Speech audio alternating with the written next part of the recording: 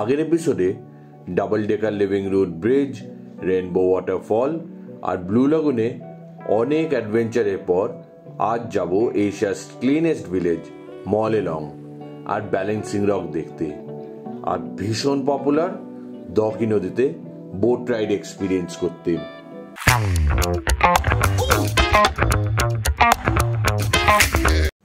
সকাল 9টা নাগাদ চেরাপুঞ্জি ছেড়ে দকির উদ্দেশ্যে বেরিয়ে পড়েছি। মাঝে যাব দেখতে এশিয়ার ক্লিনেস্ট ভিলেজ মলেলং আর ব্যালেন্সিং রক। বেশ ব্রাইট সানি দিন, মনে প্রচুর এক্সাইটমেন্ট, কিন্তু লাস্ট দিনের ট্রেকের পর পার ব্যথা কিন্তু বেশ ভালোই আছে। যদি আগের এপিসোডটা দেখে থাকো তাহলে জানোই কেন, আর যদি না জেনে থাকো তাহলে আগের এপিসোডটা আই কার্ডে দিয়ে দিলাম, দেখে নিতে পারো। চেরাপুঞ্জি জায়গাটা কিন্তু আমার বেশ ভালো লেগেছে অ্যাজ এ ট্যুরিস্ট, তাই ছেড়ে যেতে একটু খারাপ তো ডেফিনেটলি লাগছিল, কিন্তু সাথে এক্সাইটমেন্টও ছিল যে আজ একটা নতুন জায়গাও এক্সপ্লোর করতে পারবো। চেরাপুঞ্জি থেকে মলেলং ডিস্টেন্স হলো প্রায় 100 কিলোমিটার মতো, আর টাইম লাগবে ওই 3 থেকে 3.5 ঘন্টার মতো। আর এই গোটা ড্রাইভটা কিন্তু বেশ এনজয়েবল, স্পেশালি কারণ আমরা যেরকম ওয়েদার পেয়েছিলাম সেই জন্য। মলেলং মেঘালয়ার ইস্ট খাসি হিলস ডিস্ট্রিক্টে। এই গ্রামটা 2003 সালে এশিয়ার ক্লিনেস্ট ভিলেজ হিসেবে টাইটেলটা পেয়েছিল। এটা পরিষ্কার গ্রামের সাথে একটা সুন্দর ফুলের গার্ডেন ভিলেজও বলা যায়, কারণ অনেক রকমের পাতাবাহার আর ফুলের গাছে ভর্তি এই গ্রাম। আর হয়তো এটাকে এই জন্যই লোকে গডজন গার্ডেনও বলে থাকে। এখানে কোথাও কোনো নোংরা খুঁজে পাওয়া যায় না। ইনফ্যাক্ট এটা একটা সুন্দর সাজানো বাগান মনে হয়। গ্রামের লোকেরা সবাই নিজের রেসপন্সিবিলিটি নিয়ে এই গ্রামটি পরিষ্কার রাখেন।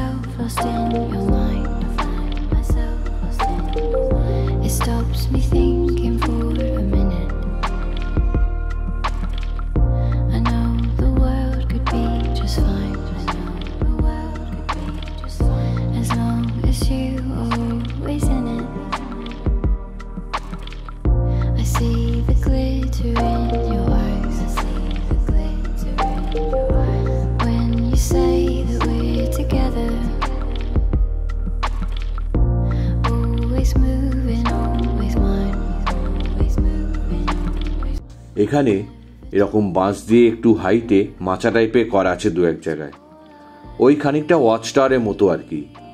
ওখানে দাঁড়িয়ে গোটা গ্রামের একটা 360 ডিগ্রি ভিউ পাওয়া যায়। এখানে এই ভিউ পয়েন্টটা উঠতে টিকিট চার্জেস লাগে 30 টাকা পার পার্সন, কিন্তু আমি অবশ্য আর বাঁশের সিঁড়ি বেয়ে অত উপরে আর উঠিনি, কারণ আগের দিনের ট্রেকের পর পায়ের ব্যথাটা কিন্তু বেশ ভালোই ছিল। এবার যাব ব্যালেন্সিং রক দেখতে, মলেলং থেকে একদম কাছে। এখানে এন্ট্রি ফি 10 টাকা পার পার্সন অ্যান্ড কম্প্যারেটিভলি একদমই ফাঁকা। আর এটার স্পেশালিটি হলো যে এই বড় পাথরটা একটা ছোট্ট পাথরের ওপর ব্যালেন্স করে দাঁড়িয়ে আছে ন্যাচারালি।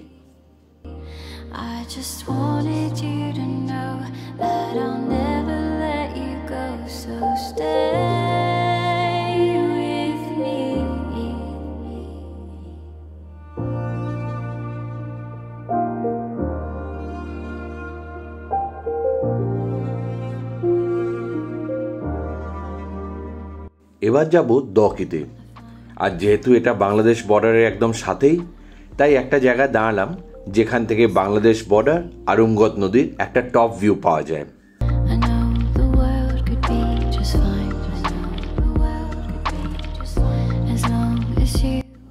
উমগত নদীর এক পাশে ইন্ডিয়া আর অন্য পাশে বাংলাদেশ। মলিলং থেকে বাংলাদেশ বর্ডারের সাথেই হলো দকি, ডিস্টেন্স ওই 30-32 কিলোমিটার মতো, আর টাইম লাগবে ওই 1.5 ঘন্টা মতো অ্যাপ্রক্সিমেটলি।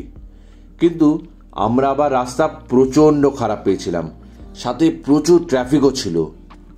আর এটা হলো আমার দেখা উমগত নদীর ফার্স্ট লুক।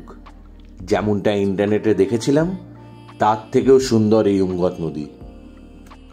এখানে বেশ অনেক সিঁড়ি উঠতে নামতে হবে, প্রায় 100টার মতো সিঁড়ি নিচে নামতে হবে, আর 100টার মতো সিঁড়ি আবার ওপরে উঠতে লাগবে।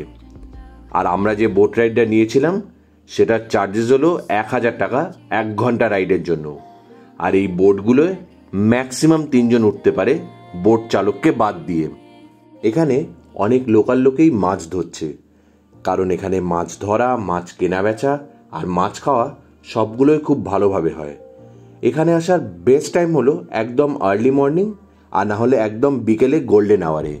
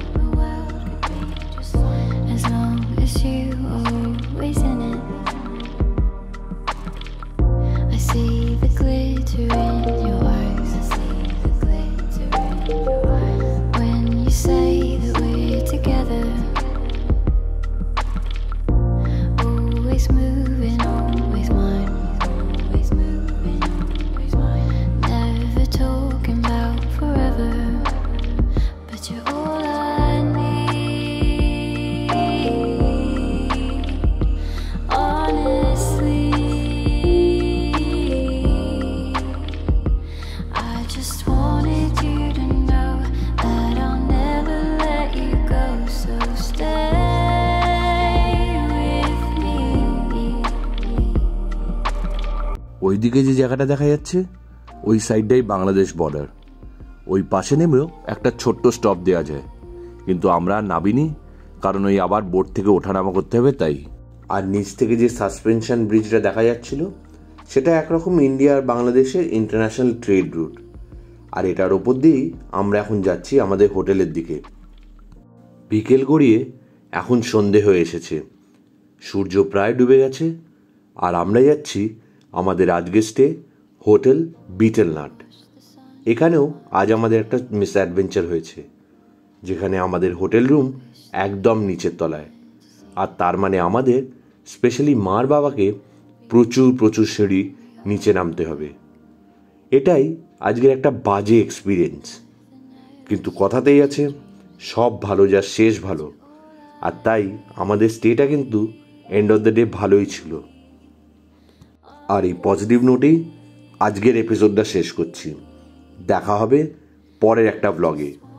আর নেক্সট এপিসোডে আমরা যাচ্ছি ক্রাংসুরি আর ফিফি ওয়াটারফলস হয়ে শিলং ব্যাক করছি। আর তাই যদি এখনও সাবস্ক্রাইবটা না করে থাকো তাহলে সাবস্ক্রাইবটা করে নাও, কারণ পরের এপিসোডে আসছে সামনের মঙ্গলবার। আর বেল আইকনটা প্রেস করে রাখো, তাহলেই নতুন সব ভিডিওজের নোটিফিকেশন পেয়ে যাবে।